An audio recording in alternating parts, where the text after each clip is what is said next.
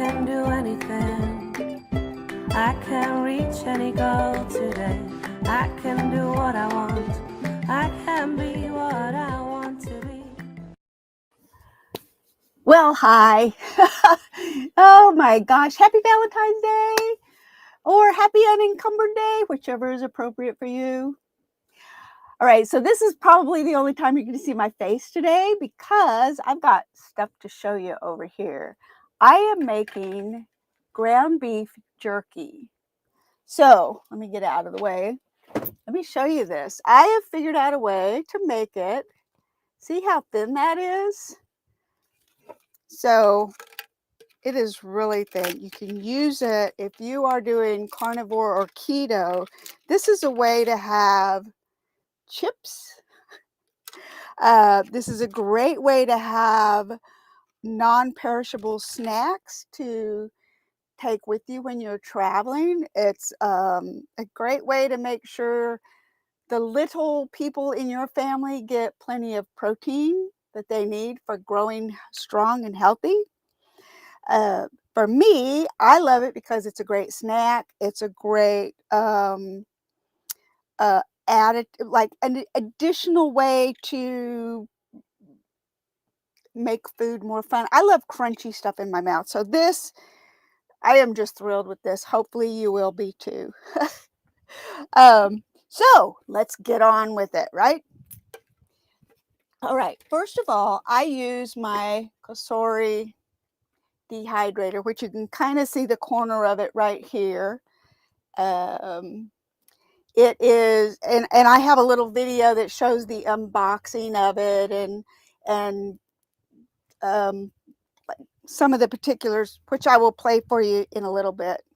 All right, first of all, for doing jerky, ground beef jerky is probably the simplest thing ever because all you have to do is flatten it out. That's mostly it. So curing salts are important. Let me put the right camera on here. For it to be shelf stable for a little while. It's not refrigerated. I'll put it that way. It doesn't necessarily go full-blown shelf stable, but it does allow you to have it not refrigerated for a period, because the fat in the meat will go rancid, and that's what makes it not shelf stable.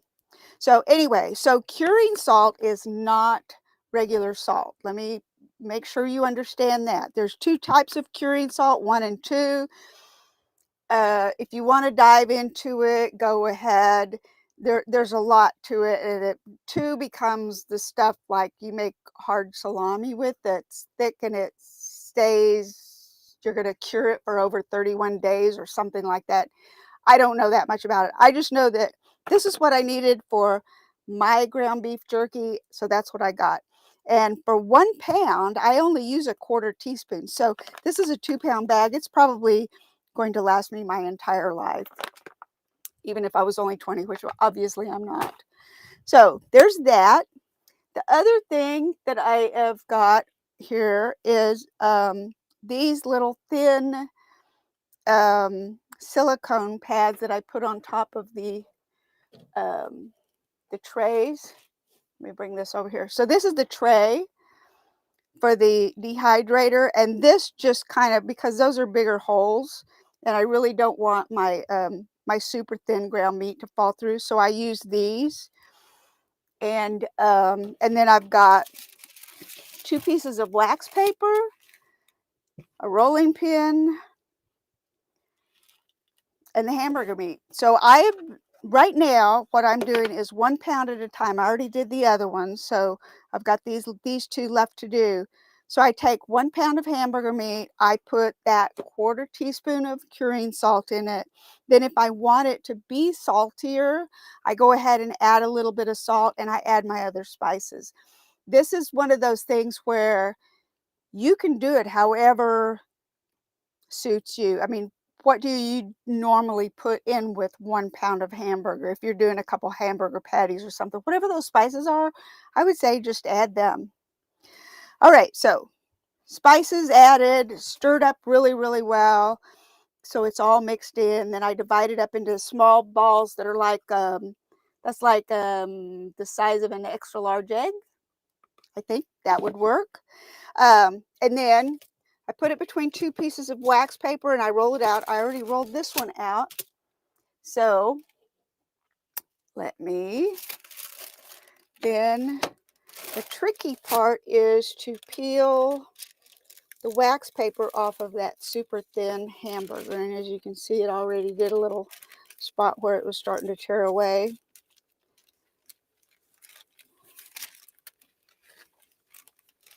All right, so do that. And then I turn it over so it's on this silicone sheet. Try to get it kind of centered up.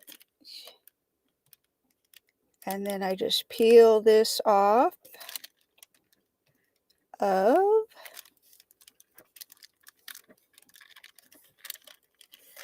the hamburger meat. Oh, that one did quite well. Yay! Nice of it to cooperate for me like that. Sometimes they don't. All right, and then this just goes into the dehydrator, but I've got all my books all stacked up here. All right, then 2 more sheets of wax paper and I'll get ready to do the next one. But first I want to tell you about some of these books. So the first one up is Polyface Micro. This is by Joel Salatin. If you know him, then you know it's an awesome book. The subtitle is Success with Livestock on a Homestead Scale. So this is basically, it gives you a really good overview of some of the things that he's done to implement there at Polyface Farms, and how you can do things on a small scale. You can raise chickens and rabbits and composting and do a lot of different things to have a homestead and not have to have a large acreage. So highly recommend Polyface Micro. He even goes into, if you have like just small backyard or even apartment dwellers, which I think is quite interesting. All right, so the next one up is the Grow Network, or the Grow System. Now this is by Marjorie Wildcraft, and I had an opportunity to meet her and visit with her a couple different times actually. So she's an amazing lady, has done all kinds of things all over, and this is a great book to help you if you have a really small space. Okay, so if you really are, you're just a backyard person and you want to do more sustainable living, you want to have garden, you want to have meat rabbits or chickens and supplement your family's food sources or replace your family's food sources, replace the grocery store. This is also a great book. A lot of similarities with the stuff that Joel talks about, and a lot of things that aren't in his, like herbal medicine in action for a snake bite, real nutrition, why you need it and how to get it with nutrient-packed infusions. So she goes into some more of the living from the land aspects of things in this book. All right, the next one, the Independent Farmstead. I really like this book for the planning aspects of it. So if you've gotten a piece of property, and this can include just a backyard too. If you've gotten a piece of property and you're wanting to figure out how to plan it out or how to stage it in phases as you go, this book is excellent. It's forwarded by Joel Salatin, and it was highly recommended to me by some other professional homesteaders who also train a lot of people. So anyway, highly recommend this book too. All right, so let me get back to my beef jerky. Here's my jumbo egg ball, and I just squish it down and start rolling it out. And they don't, it's not quite like rolling out pastries. They kind of, it's not as neat as pastries are. So while I'm rolling this out, you know what? Let's go ahead and do this. Ooh, I am so excited. My dehydrator just came. Let's see. This is cool. They've got all kinds of questions and concerns right off the top. How about that?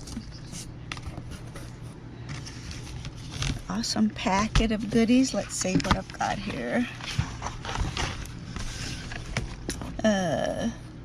User manual and recipes and more about customer support information. Okay, so here's my 2 of these extra trays. So one is for this is for like herbs and stuff that's small that you don't want to fall through, and then this is for things that may be like liquidy or gooey, right? And you put them on this. Got it out of the box. My first impressions, I like that it's got these little handhold things for picking it up and moving it around. Really like that. I'll plug it in a minute too. So this is it. It's not really super big, which works for me because I am a tiny home dweller. So the dehydrator, in addition to the other 2 trays, it comes with 6 of these really nice stainless steel trays. If you don't know, stainless steel means they won't rust. They're much more antibacterial by nature. Just lots of good reasons to have them. So they just slide right in there.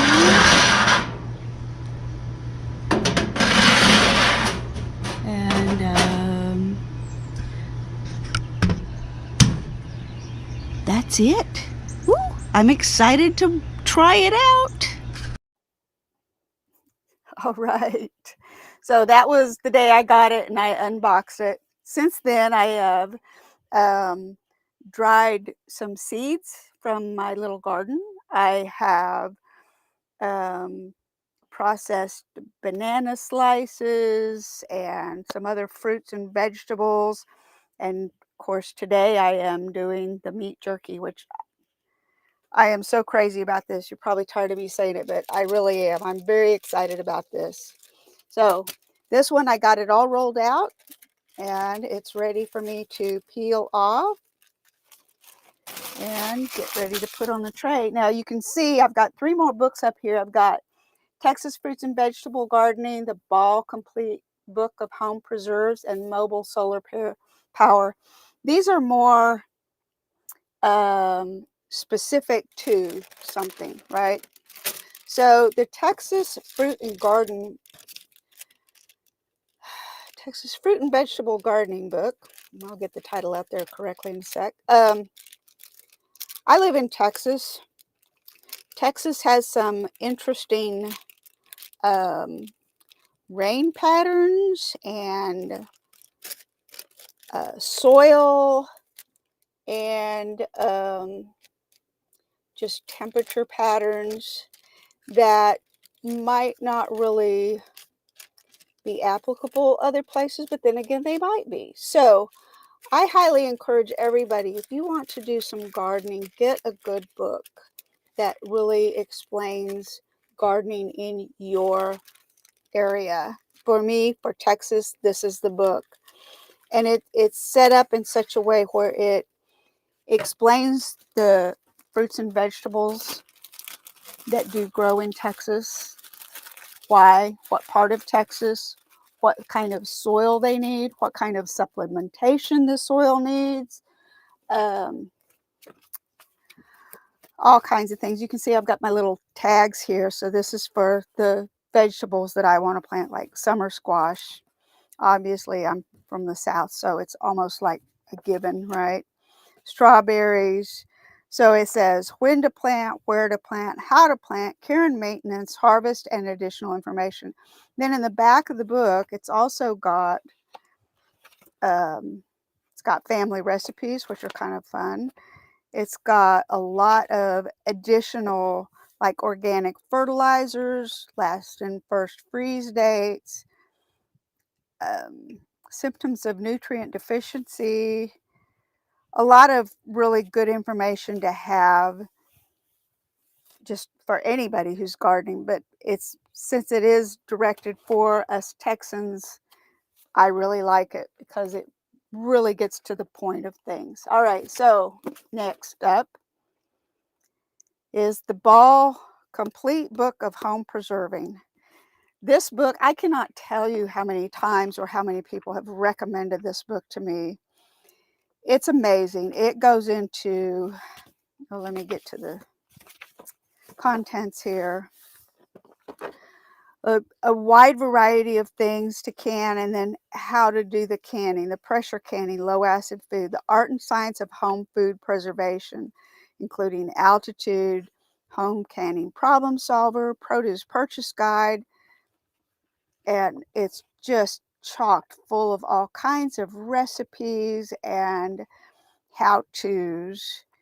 And like I said, every person that I know who does a great deal of canning loves this book and recommends it to everyone. So I am also recommending this book to you.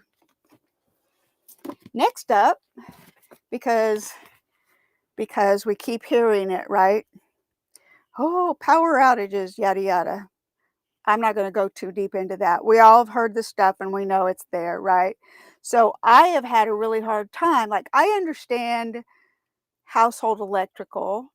I understand 12-volt electrical. I even understand some aspects of going 12-volt to household electrical because I live in a short bus and I did the wiring. But when it came to solar, I just could not make the pieces fit together in my brain in order to figure out what I am doing. So I got this book. It's by William Errol Prowse, Will Prowse, and it goes into everything in a very specific, easy to comprehend way, all the way down to what tools to use and what they're called and how to do it. So I am so pleased with this book. It has really, really helped me understand it more so that I don't, electrocute myself or zap all of my electronics or not have power when I really need it. So I highly recommend it if you're looking into solar, even if it's just to have a backup for your freezer. I highly recommend starting here with this book. All right, so this is all ready to go in. Let me pop this in here. And all right, we're going to switch from homesteading to preparedness. There are 3/4 books that, I did that one already. Dare to Prepare. So these 3 books are the most recommended books by any of the preparedness people that I have followed, met, discussed things with. These 3 books are the ones. So Dare to Prepare by Holly Deo. Each one of them is pretty much an encyclopedia of almost anything you could deal with. And this one goes through just all sorts of let me see, I'll read a few of these chapters. Making biodiesel fuel, making charcoal, composting, candle making. So there's a lot of homesteading type things, the wonders of Clorox, making cleaning supplies, And then it goes into what do you do in emergency situations, pet preparedness,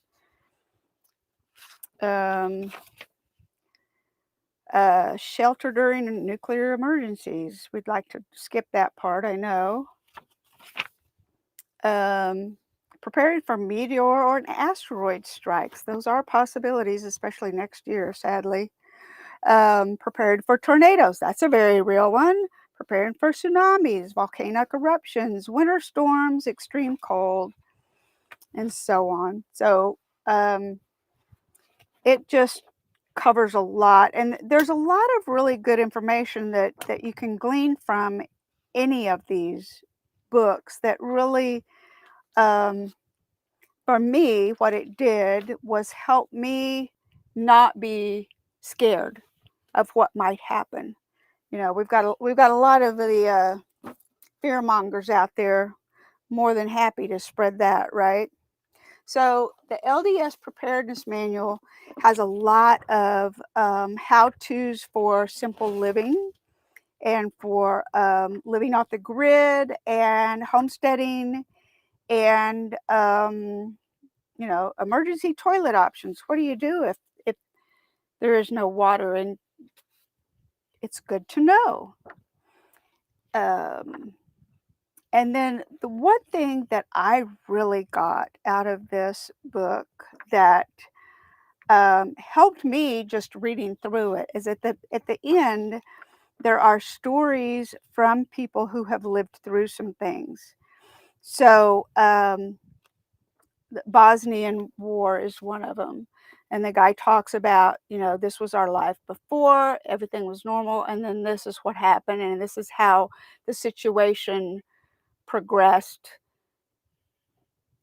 to SHTF, and then how it reacclimated itself, I guess you could say. So this is a very good book also. And then When Technology Fails, basically a manual for self-reliance, sustainability, and surviving the long emergency. We can all manage to get through 2 or 3 days for the most part. Most of us can do 2 or 3 days. It's when that 2 or 3 days becomes 2 or 3 weeks or even a month. And we've seen this. I have relatives in the New Orleans area who had to go for months after Katrina. And I have good friends and relatives in the Houston area who, after Hurricane Harvey, things were not normal for months. And a lot of aspects of what you can learn from When Technology Fails and these other books are invaluable when those situations occur. So that's number 3 in my absolutely highly recommend no matter what. Now, if you're looking at where do I go because you want to change where you're at because you feel like it's just not a great place to be, I highly recommend Joel Skoson's book, Strategic Relocation. He goes into a great deal of explanation. You know, we've got the natural things, the hurricane, tornado, earthquakes, you know, transformer blue, severe freeze that takes everybody out like it did in Texas a couple years ago, all of those things. And then there's some other issues that he covers too. So it's a really good book if moving to another region is something that you are thinking about. Get this book. All right, so medical. We've all got to have some sort of medical, right? And in those emergencies, medical isn't going to be available. It's 911 is not going to be as handy as you would like it to be. And so I have this book because it goes into all sorts of things from toothaches to, well, there's stab wounds, you know, pregnancy and survival scenarios, pandemics even. So this is a great one to have. And you notice that I do have these in book form and not in other formats because I like having that, if we lose power or we lose the internet, which I certainly hope we don't ever have to deal with it, but if we do, I've at least got the books, and that gives me something to read. um, all right, so these are a couple more fun things, which being the DIY addict, I certainly love. Makeshift workshop skills for survival and self-reliance. How to make your own tools, how to do all kinds of things. I mean, this is basic blacksmithing processes. I mean, this is, for me, this is just a fun book, period. I can just go through this and just have fun doing some of the projects that they talk about in here. And I do. That's part of what I do. I just, pick it up and read it. I'm like, here's a way to make a coffee can candle lantern. How fun would that be, right? So a lot of these projects are also kind of fun to do with the kids and the grandkids. Um, Gives them a hands-on, can-do kind of a attitude. And it also helps, it helps yourself, um, just helps you feel better about yourself when you know how to do some things. And you don't feel quite as unprepared. Even if you never have to use it, it's still fun to know some stuff like this, right? Which brings me to my last book. Yep, there's Strategic Relocation, Survival Medicine, Makeshift Workshop, and Shelter, Shacks, and Shanties. If you have little boys in your life, or you have people who love the outdoors, just get the book. Just go ahead and get it. I'm telling you, this thing is wonderful. It's from 1914, and it goes into all kinds of really classic, I don't know why my camera doesn't want to focus, all kinds of classic ways to make forts. And let me see, let me get to the earlier stuff here in it. So like this, how to make Indian shacks and shelters. What little boy wouldn't have fun doing this in the backyard? I mean, I don't know of a single one, and you know. So to me, yes, this is self-reliance and it is preservation, and it might be good to have these skills in a, you know, the world went sideways situation. But seriously, the best part of it is just, it would just be fun to get out and play and build. The bog ken. Ken is a name almost obsolete, but bog ken is a house built on stilts where the ground is marshy and damp. Look at that. Wouldn't that be fun? I think it would be fun. I'll do it. So anyway, that's my list for today. And I hope everyone has an awesome weekend or week, the rest of your week, and the weekend coming up, and a Valentine's Day too. I'm going to be snacking on some more jerky. I will see y'all later.